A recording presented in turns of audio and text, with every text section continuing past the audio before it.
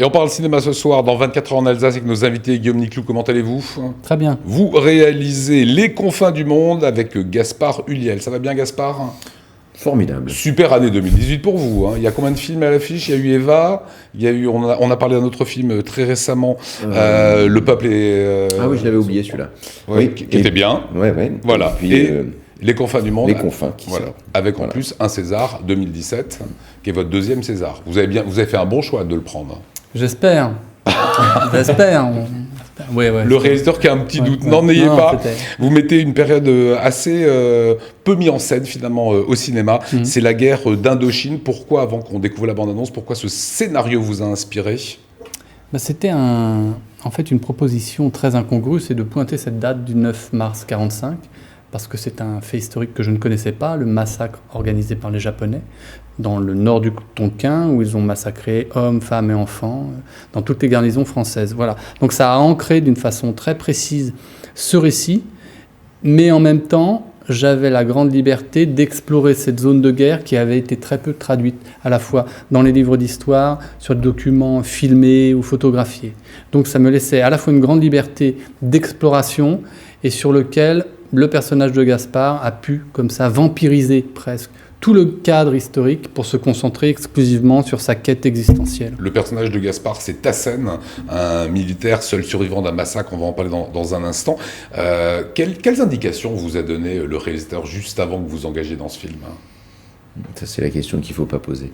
Puisque on a affaire à un réalisateur assez atypique qui, justement, essaye de s'affranchir de toute notion préparatoire, de ne rien anticiper, voilà, pour essayer d'échapper à tout conformisme, en fait. Et c'est une méthode qui, pour moi, était assez différente de ce que j'avais pu expérimenter auparavant, donc un peu troublant au départ. Et en fait, quand on s'y abandonne complètement, ça devient une forme de liberté assez inouïe, en fait, de s'en remettre complètement au présent et laisser le film en fait s'inventer au fur et à mesure. On y reviendra sur ce tournage, justement. En 1945, vous l'évoquez, c'est le militaire Robert Tassen qui est interprété par Gaspard Ulliel. Il est recouvert de sang dans une fosse au milieu de la jungle. Il est entouré de cadavres. Tous sont morts, sauf lui. Tassen va parvenir à fuir, à être recueilli par des villageois, et il va réintégrer l'armée française avec un seul objectif, retrouver l'homme qui a fait ce massacre, qui a également décapité son frère. Bande-annonce.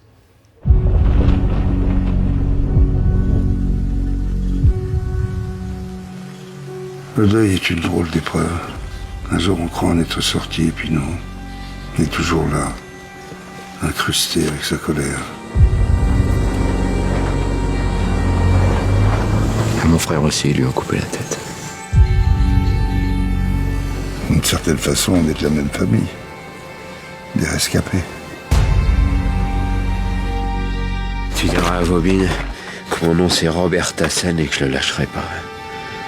Sachez qu'il y a des ennemis contre lesquels on ne peut pas lutter. Je parle de vous. De votre ennemi intérieur. Occupez-vous du vôtre et oubliez-moi. Putain, tu fais chier. Hein. C'est sûr que tu vas aller dans ce merdier. Vous êtes là pour servir la France, pas pour régler vos comptes ? Je la sers, la France. Moi, je suis libre. Reviens ce soir. Ce soir, je peux pas. Demain, je serai peut-être plus là.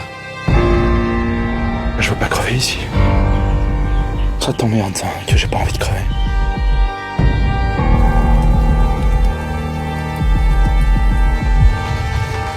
Je serai jamais comme Dieu. Pars, va-t'en. L'amour, ça prend de la place. Pas la bonne place. Et vous voulez la mettre à quelle place, votre vengeance ?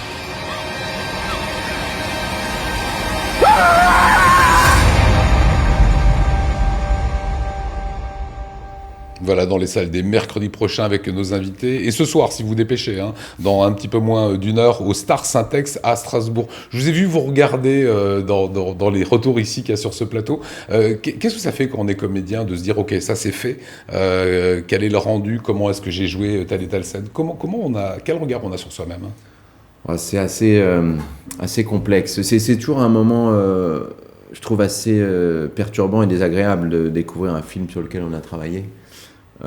c'est souvent assez violent en fait, puisque forcément à la première vision, on ne voit vraiment pas le film. En fait, ça nous ramène à des souvenirs qu'on a, des idées préconçues qu'on pouvait avoir sur tel ou tel moment. Donc ça n'est qu'une succession de surprises, bonnes ou mauvaises. Mais souvent, j'ai besoin de revoir les films plusieurs fois pour avoir le recul nécessaire et pouvoir l'apprécier à sa juste valeur. Vous arrivez à vous oublier, à dire tiens, l'acteur là, il se débrouille bien, il joue bien? Non, quand même. Quand même pas. Non. Voilà. Guillaume Niclou, vous filmez le sexe, la folie de la guerre, l'opium, une violence terrible. On pourra parler de ces cadavres qui sont jonchés un petit peu. C'est plus à la façon d'un Schoendorfer que d'un Apocalypse Now, j'ai trouvé.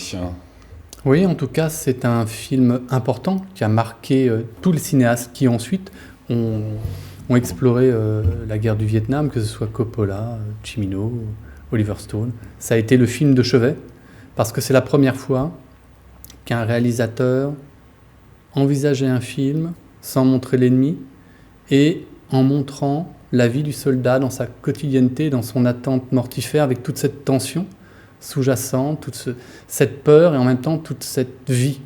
C'est-à-dire que c'est toujours ce qui est très paradoxal, c'est de se sentir le plus vivant au moment où on est presque... Enfin, avec cette possibilité de mort imminente. Et c'est cette fulgurance de vie qui se traduit très bien chez Schoendorfer, et c'est plutôt de ce côté-là, en tout cas, que j'ai essayé de creuser, parce que finalement, le film était totalement autocentré autour du personnage de Gaspard. Ensuite, il y a ce cadre historique. Mais c'est finalement ce personnage plongé dans cette guerre, qui pourrait être une autre guerre. Et c'est sa traversée, cette espèce de quête existentielle, mais aussi destructrice, parce qu'il est rongé par deux obstinations, la vengeance et sa passion amoureuse. Gaspard, votre personnage va jusqu'à monter un commando avec des prisonniers vietnamiens. C'est ça, c'est pas seulement une histoire de recherche et de vengeance, il y a autre chose, ça va un peu plus loin. Mais ça, c'est quelque chose, en fait, mais je l'ai appris plus tard, pour rejoindre ce que je disais tout à l'heure. C'est vrai que Guillaume préférait que j'arrive assez vierge, en fait, sur cette expérience. Et j'ai découvert plus tard qu'il s'était inspiré pour ce personnage d'un soldat qui s'appelait Von der Berg et qui, en fait, était le premier, justement, à essayer d'adapter la technique de l'ennemi pour mieux se fondre et du coup d'aller recruter des combattants. De convertir les opposants, en fait. Voilà, c'est les prisonniers qu'on voit dans des cages dans ce film. Il y a des scènes absolument terribles de personnes qui ont été découpées, etc. Toutes les horreurs, j'imagine, de la guerre. Juste d'un point de vue de réalisation, comment on fait ça, quoi? C'est la magie du cinéma. Parce que c'est horrible, c'est parlant, c'est criant de vérité, en tout cas pour le spectateur que j'étais, quoi. Oui, mais de façon paradoxale, ces plans sont très rares aussi. Ils marquent, je pense, parce qu'en contrepartie, il y a une exploration aussi de ce pôle qui s'oppose, qui est celui de l'amour. Et que, évidemment, opposer des images de violence à l'amour crée encore plus de violence et crée encore plus d'amour.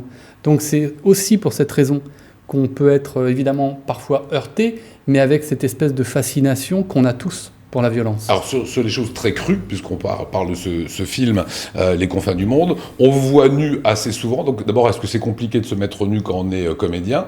Et on vous voit avoir un rapport sexuel, on voit tout. On voit votre sexe. C'est-à-dire tout. On voit votre sexe. Alors, est-ce que vous avez... sexe, c'est tout? Non, mais c'est déjà une grande partie. Je dis ça pour les spectateurs. Là, vous avez déjà la salle du cinéma Stars Index ce soir qui est complète. Voilà. On voit tout. Autrement dit, si on devait être cru, en érection. Ah, carrément. En tout cas, c'est ce que j'ai vu. Moi, dites-moi si vous... Ah, vous avez l'œil... assez serré. Ah oui. Non, je crois qu'on le sent à un moment. Ça, c'est... Bon, c'est... écoutez, jamais un journaliste vous a posé cette question encore. Hein. Vous avez bien fait mais en ce qui concerne la nudité, non. Enfin voilà, après chacun est différent, mais je pense que voilà, un acteur il doit aussi être conscient que son corps est un outil comme d'autres, et à partir du moment où on l'a fait une fois, après on le refait. Ça vous gêne pas? De difficulté. Non, et puis en plus avec Guillaume, ce qui est assez appréciable, déjà, c'est qu'on fait très peu de prises.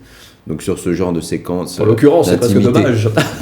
Ça facilite quand même la chose. Et puis, on est tout de suite très à l'aise puisqu'il aborde ça de manière très banale en fait, et de façon très enfin voilà, comme si on tournait quelque chose de tout à fait différent. Et je pense que le moins on en parle avant, le moins on en fait un sort, et le plus facile.